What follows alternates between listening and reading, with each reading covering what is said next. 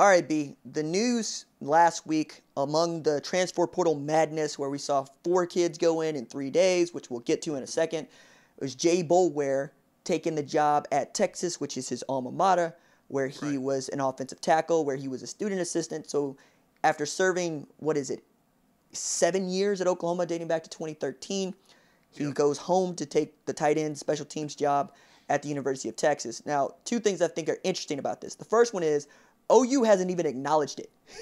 Like they're acting like it Yeah, didn't yeah, I happen. said something about that. Yeah, I Right, saw. right. And so there's that, but also the knowledge that Joey McGuire feels like he's in play.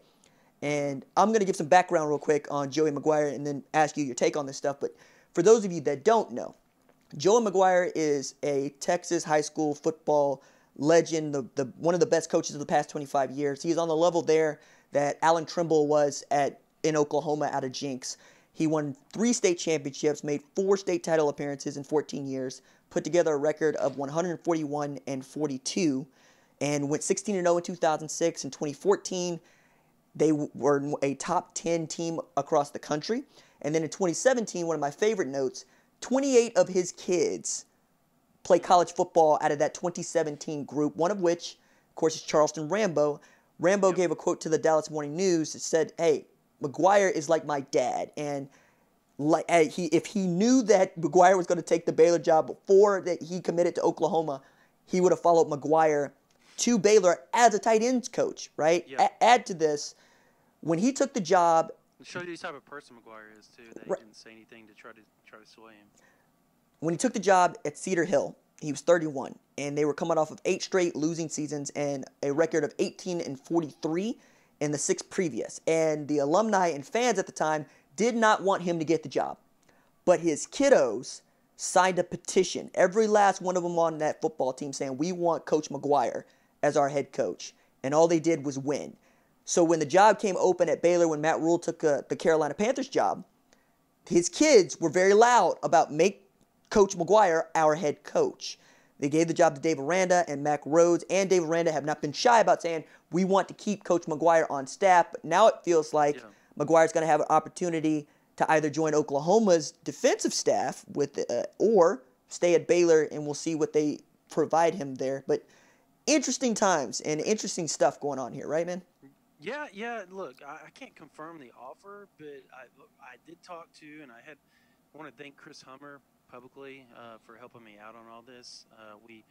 He and I combo dug on this all day yesterday, and I know that he has a lot of connections because he and I went down to the coaches convention together this past year, and he's a well thought of person. 247 is a really good guy in him. But yeah, the McGuire deal is, man, it's interesting. I can't confirm. We neither one of us could get the offer out there, but we could confirm was, and I spoke to people around Baylor as well that have really strong connections, and they told me, look, he's torn. Oklahoma is after him. They're talking to him about a potential opening on their staff, defensive wise. That I can say. I don't know if the offer was handed out or not, but I do know that they've talked to him. I do know that he's been talked to, and they said he's torn. He's already turned down Texas. He's already turned down TCU here in the past year, and recently Texas again. And he turned down Texas when he was at high school at Cedar Hill as well. He joined Baylor instead of Texas. I mean that I don't.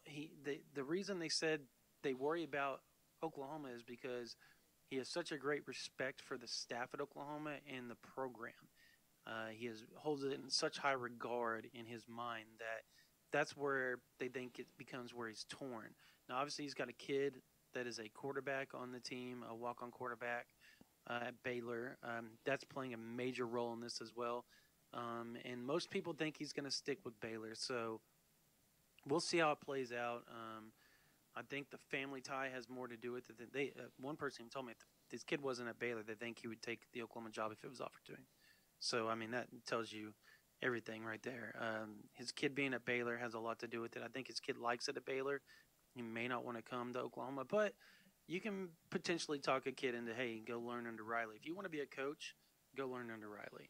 That would probably be your best bet if you're a quarterback. But we'll see. We'll see how that plays out. And obviously the running back situation, with Bulware out.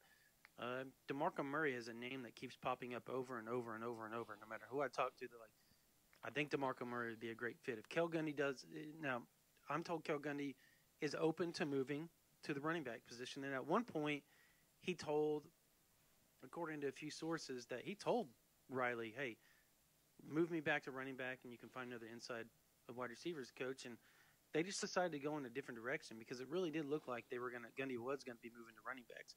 Now it looks like DeMarco Murray is a name that's out there. And, of course, there's other names. But he's a name that comes up more than anything else. So we'll see. I have nothing that I can confirm right now, but I do know those are the two names for the positions that has been out there more than most that through people I've talked to. Also, getting back to McGuire, he came to Baylor as a tight ends coach and then moved to the other side of the ball where he coached defensive ends. And we all know James Lynch was the Big 12's best defensive player last year and the best player on an 11-win Baylor team. It begs the question, which side of the ball would the man coach? And is that the guy that you would want at that position for inside receivers coach or running backs coach? Or would you want to would you want to go 6-4 and divvy up that way? Or is Ruffin McNeil even going to figure? Like that's always been a point of contention. Okay. I do think Ruffin's going to retire. So that's why that fits. That's why the McGuire thing fits, because he coached the edge, and that's where Thibodeau was coaching at Oklahoma. And guess what? He was the interim head coach. You mean Ruffin? You mean Ruffin? Yeah, I'm talking about Ruffin. Yeah. Well, McGuire did the same. No, you said Tibbs when I thought you meant Ruffin. Yeah, okay. I meant Ruffin. Sorry, okay. Ruffin. Yes. Ruffin coached the edge at Oklahoma, and he was the associate head coach. Mm-hmm. Similarly to what McGuire was at Baylor, so it fits. It makes sense, and he has such a strong Texas tie to all the coaches down there that's what you would want, right? On staff, It would make complete sense. Right. And I know that there's some people that think that wouldn't happen or whatever, that some people don't like the move. I get it. I've read it on our board. But some people understand that would be a good move. He's not the most seasoned guy, but he has so much connections, and he's coached some really good players at Baylor that you have to think that would be one of the moves that Riley could potentially make. I like DeMarco Murray for the same reason everybody else likes DeMarco Murray. Played running back at Oklahoma, was an NFL rushing champ as a running back, played for the Dallas Cowboys, and has had a bit of seasoning on Kevin Sumlin's staff at Arizona. I'm not certain that Murray can recruit. Are you? I think. I mean, it feels like Cale Gundy would be able to pick up the slack there, but I don't think he should always have to do that. I think he could recruit. I was told by we got a couple of guys down there in the Arizona area that I know, and they told me that he's very highly regarded, kind of a fast riser, and they think that he's a really quick learner on the job. So they think he's going to be a really good recruiter. He seems to be able to get into houses that, other Arizona coaches potentially couldn't get because his name's DeMarco Murray. He's a former MVP, he's a former All-American at Oklahoma, and he's within these kids' lifetime, he's been a big deal. So it makes sense, and obviously he could learn. Running back coach just isn't something that you look at and you go, you know what, you need a huge name, because you have all those guys on that side of the ball that know how to coach, then they can help him do the things that he needs to learn to do. And within a year or two, he could be one of the best recruiters in the country off his name alone and having the OU symbol on his chest. I mean, that could go a long ways. And I think that could be something that Oklahoma is looking at. Like, maybe they want somebody that's going to stick around that loves the university, that they don't have to keep going through new staff changes over and over and over. I don't know. Well, it's interesting to bring that up, right? Because a name that you and I have been batting around, it feels like, for the last 4 years is Chip Viney, who is recruiting analyst. And, of course, Annie Hansen's husband, Zach Hansen, is on staff as a senior offensive analyst. And we both understand that those guys are out recruiting. Yes. But Riley has not shown. That tells you everything you need to know about Ruffin, by the way. Well, but it also begs the question, is this going to be the first time that Riley has elevated a analyst to position coach that hasn't been either a position coach or a coordinator before? I mean, Diaco sort of counts in this way, but Diaco was also a head coach at one point. Hansen was a tight ends coach at Kansas State. That's right. That's right. Excuse me. That's right. Position coach, and that's right. Viney was corners at Nevada, so they've done it. I can see them doing it now.